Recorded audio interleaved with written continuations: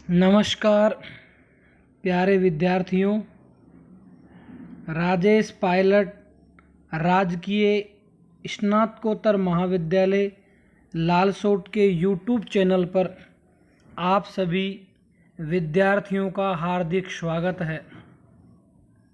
हम आज बीए द्वितीय वर्ष के दोनों प्रश्न पत्रों के बारे में विस्तार से चर्चा करेंगे। स्नातक द्वितीय वर्ष में संस्कृत विषय के दो प्रश्न पत्र होते हैं। प्रथम प्रश्न पत्र 100 अंक का तथा द्वितीय प्रश्न पत्र भी 100 अंक का होता है। पाठ्यक्रम में प्रथम प्रश्न पत्र, जिसका नाम है वैदिक साहित्य, गद्य साहित्य एवं व्याकरण। प्रथम प्रश्न पत्र में निर्धारित ग्रंथ में से लघुत्तरात्मक, निबंधात्मक, अनुवाद, व्याख्या व समालोचनात्मक प्रश्न पूछे जाएंगे। 15 प्रश्न लघुत्तरात्मक होंगे, जिनमें से प्रथम 5 प्रश्नों का उत्तर संस्कृत भाषा के माध्यम से देना होगा और प्रत्येक प्रश्न के लिए पाठ्यक्रम में 2 अंक निर्धारित हैं।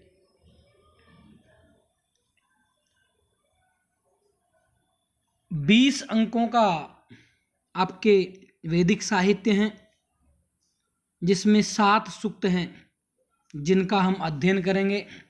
अग्नि सूक्त, वरुण सूक्त, इंद्र सूक्त, क्षेत्रपति सूक्त, विश्वदेवा सूक्त, प्रजापति सूक्त और संज्ञान सूक्त। 10 अंक का कठोपनिषद। कठोपनिषद में प्रथम अध्याय, उसकी प्रथम वल्ली हमारे पाठ्यक्रम में चलती है। गद्य साहित्य 25 अंक। इसके अंतर्गत शुकनासोपदेश, कादंबरी ग्रंथ जो हैं उससे लिया गया है। इसके लेखक हैं बाणभट्ट। ये 25 अंक का है। वैदिक साहित्य का इतिहास 15 अंक का। इसमें वेद तथा ब्राह्मण ग्रंथों का सामान्य परिचय पूछा जाएगा। और 30 अंक का जो आपके हैं व्याकरण, जिसमें लघु सिद्धांत कौमुदी के 2 प्रकरण चलेंगे। अजंत प्रकरण 15 अंक का और हलंत प्रकरण 15 अंक का। इस प्रकार हमारा प्रथम जो प्रश्न पत्र है वो 100 अंकों का आएगा। और इसी प्रकार द्वितीय प्रश्न पत्र, जिसका नाम है नाटक, छंद, अलंकार एवं संस्कृत साहित्य का इतिहास। इसमें नाटक के अंतर्गत महाकवि कालिदास के द्वारा लिखित अभिज्ञान शाकुंतलम, यह जो नाटक है वो 45 अंक का। अभिज्ञान शाकुंतलम में जो छंद हैं उनमें से निम्नलिखित ये जो छंद हैं वो 10 नंबर के आएंगे। अनुष्टुप, आर्या, उपजाति, भुजंग प्रयात, वसंत तिलका, शिखरिणी, मालिनी, शार्दूल विक्रीडितम, इंद्रवज्रा, उपेंद्र वज्रा, रथोद्धता, हरिणी, सर्गधरा, मंदाक्रांता। इसी प्रकार जो अलंकार हैं वो भी आपके 10 अंक के आएंगे। उनमें निम्नलिखित अलंकार हैं जो काव्य दीपिका के अष्टम सिका के आधार पर हैं। संस्कृत साहित्य का इतिहास, ये भी आपके 25 अंक का आएगा। संस्कृत साहित्य का जो इतिहास है उसको क्रमबद्ध तरीके से बांटा गया है। वीर काव्य, जिसके अंतर्गत आदि कवि महर्षि वाल्मीकि के द्वारा लिखित रामायण तथा वेद व्यास जी के द्वारा लिखित महाभारत।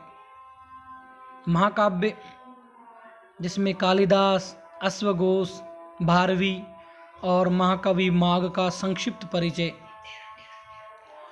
गीति काव्य के अंतर्गत कालिदास, भर्तृहरि, पंडितराज जगन्नाथ। और गद्य काव्य हैं उसमें दंडी, सुबंधु, बाणभट्ट, अंबिका दत्त व्यास।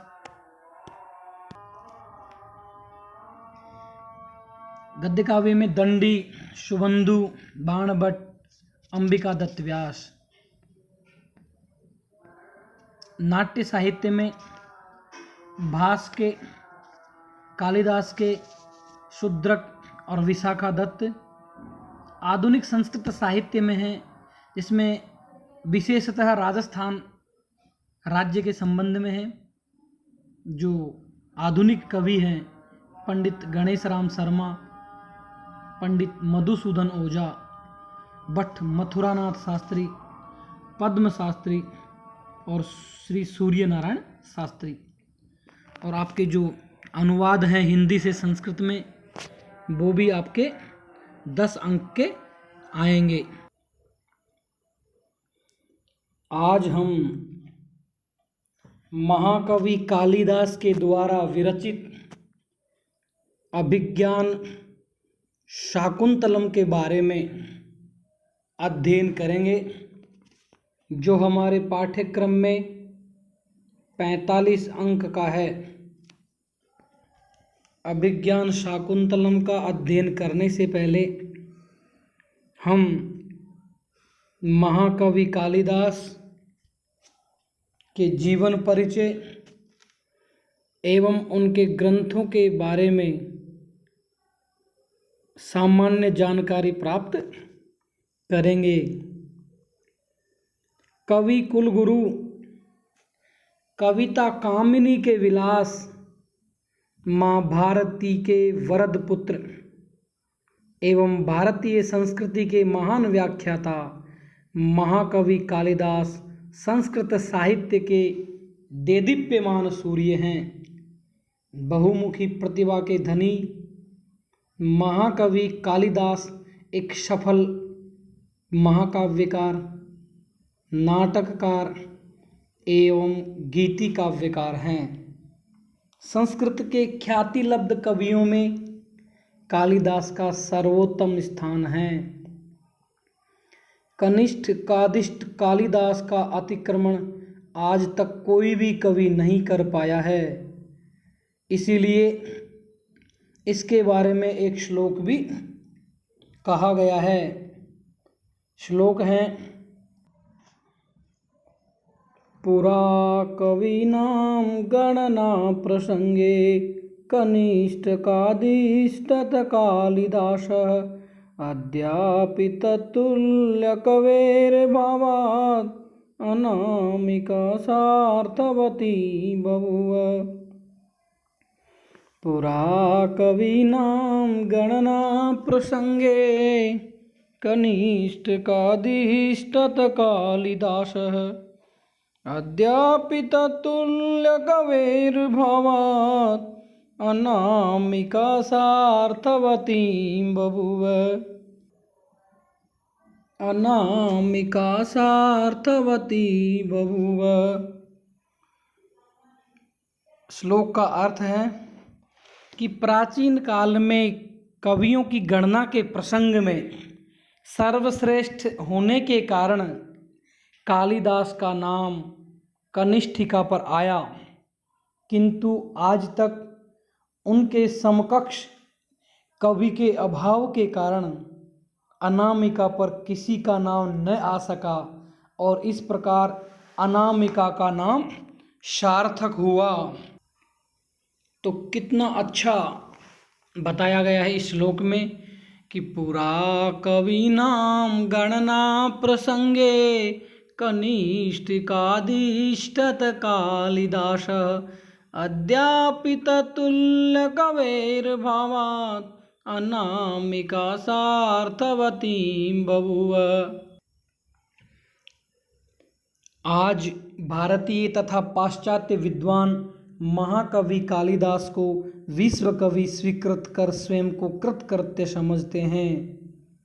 कालिदास का स्थिति काल विश्वविख्यात महाकवि कालिदास के स्थिति काल एवं जीवन वृत्त के विषय में प्रामाणिक रूप से कुछ भी नहीं कहा जा सकता है। प्रायः संस्कृत साहित्य के अत्यंत विनयी एवं निष्प्रह कवियों ने अपने तथा अपने आश्रयदाता के विषय में कुछ भी निर्देश नहीं किया है। फिर भी महाकवि कालिदास के स्थिति काल के विषय में विद्वानों ने विभिन्न मत प्रस्तुत किए हैं।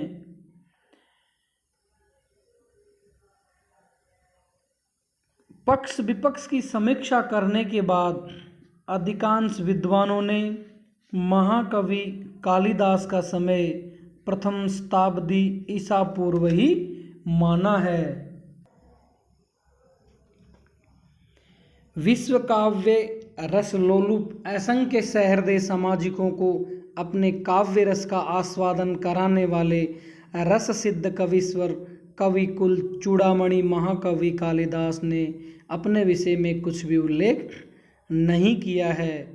कालिदास के विषय में कुछ किंवदंतियां प्रचलित है जिनके आधार पर उनके जीवन वृत्त पर स्वल्प प्रकाश पड़ता है। संस्कृत भारती के अमूल्य रत्न कालिदास के जन्म स्थान के विषय में विद्वानों में पर्याप्त मतभेद है। कोई उन्हें बंगाली, कोई मैथिली, कोई विदर्भ देशीय, कोई कश्मीरी तथा कोई उन्हें उज्जैनी मालवा निवासी मानते हैं। मुख्यतः दो मत प्रसिद्ध हैं, कालिदास कश्मीरी थे और दूसरा मत है कि कालिदास उज्जैनी के निवासी थे। महाकवि कालिदास को भारत का शेक्सपियर भी कहा जाता है। मेघदूत में कालिदास ने उज्जैनी के प्रति विशेष प्रेम और आदर भाव प्रकट किया है। इससे स्पष्ट होता है कि कालिदास उज्जैनी के निवासी थे अथवा अधिक समय तक वहाँ रहे थे। कालिदास के ग्रंथों का अनुशीलन करने से ज्ञात होता है कि वे जन्म से ब्राह्मण व सेव थे। कालिदास के जन्म के बारे में एक वृतांत प्रसिद्ध है जिसे विद्योत्तमा व्रत कहते हैं। कहा जाता है कि महाकवि कालिदास बाल्यावस्था में अत्यंत मूर्ख थे। वो एक बार पेड़ पर चढ़कर जिस पेड़ की डाली पर वो बैठे हुए थे उसी को काट रहे थे। विद्वानों ने अत्यंत विदुषी किंतु ज्ञान से गर्विता विद्योत्तमा नामक राजकुमारी के साथ कालिदास का षड्यंत्र पूर्वक शास्त्रार्थ करवाकर कालिदास को विजयी घोषित कर उनके साथ राजकुमारी का विवाह करा दिया। विवाह के बाद में प्रिया से तिरस्कृत कालिदास ने काली देवी की उपासना कर विद्या का वरदान प्राप्त किया। पुनश्च घर आकर कालिदास ने अपनी प्रिया से कहा कि अनावृत कपाटम द्वारम देहि, इसका अर्थ है दरवाजा खोलो। जिसे सुनकर पत्नी ने कहा अस्ति कश्चित वाग विशेषः, वाणी में अब कुछ विशिष्ट आ गया है अथवा कोई वाणी का विशेषज्ञ आया है।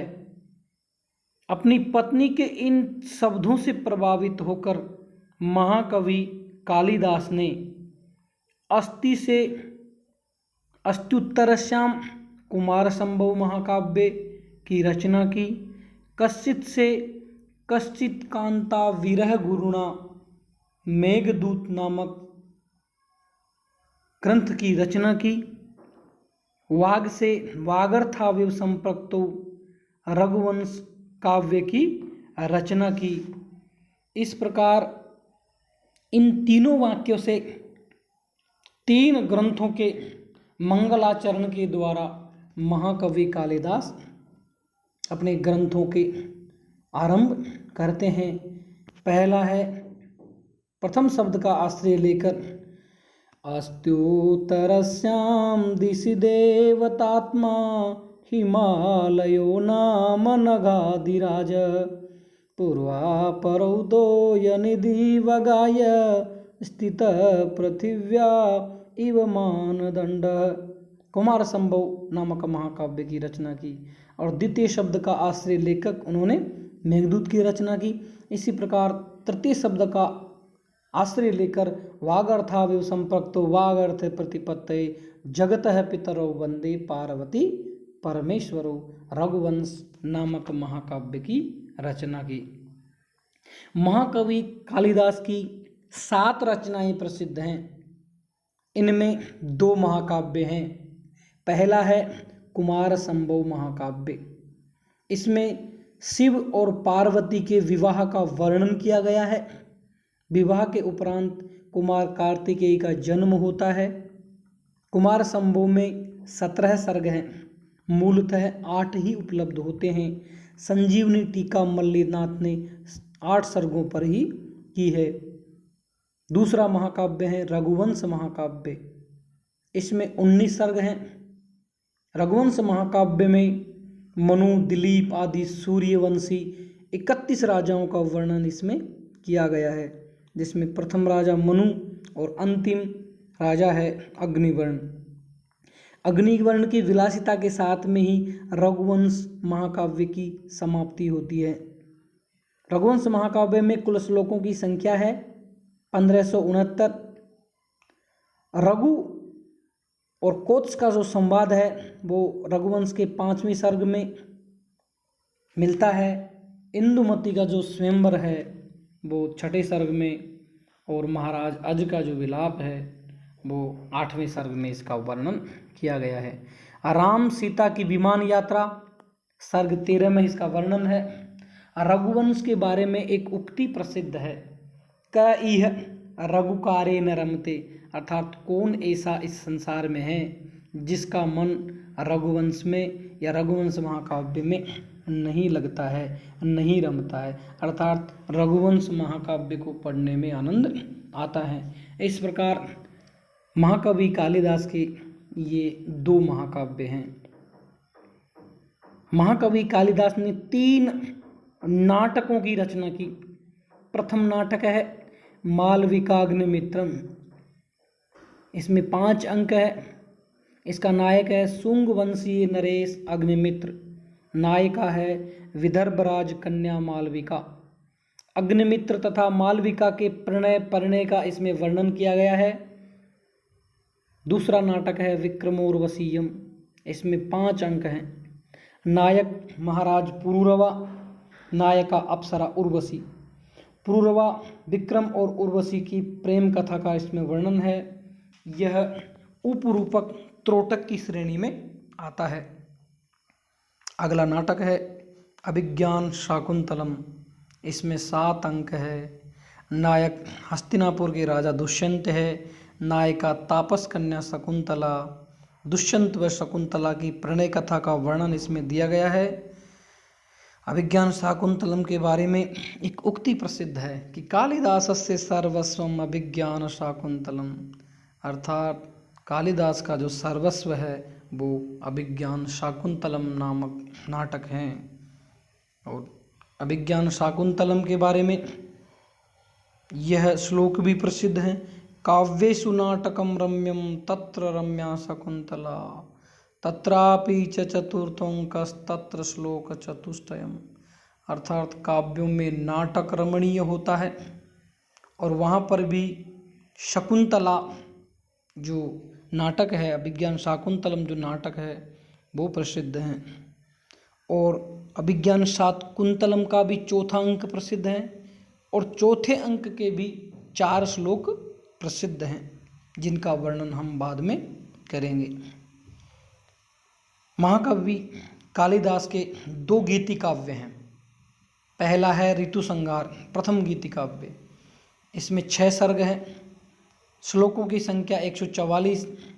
इसमें क्रमशः 6 ऋतुओं का वर्णन किया गया है, ग्रीष्म, वर्षा, शरद, हेमंत, शिशिर और वसंत। ऋतु संहार को लौकिक साहित्य में प्रथम गीति काव्य कहा जा सकता है। दूसरा गीति काव्य है मेघदूतम। यह कालिदास की प्रसिद्ध गीति रचना है। मेघदूत के दो भाग हैं, पूर्व मेघ और उत्तर मेघ। पूर्व मेघ में 63 पद्य हैं तथा उत्तर मेघ में 52 पद्य हैं। कुल 115 पद्यों की एक छोटी सी रचना है मेघदूतम। मेघदूत को दूत काव्य या संदेश काव्य भी कहा जाता है, क्योंकि इसमें जो विरही यक्ष है वो मेघ को दूत बनाकर अपनी यक्षिणी के लिए संदेश भेजता है।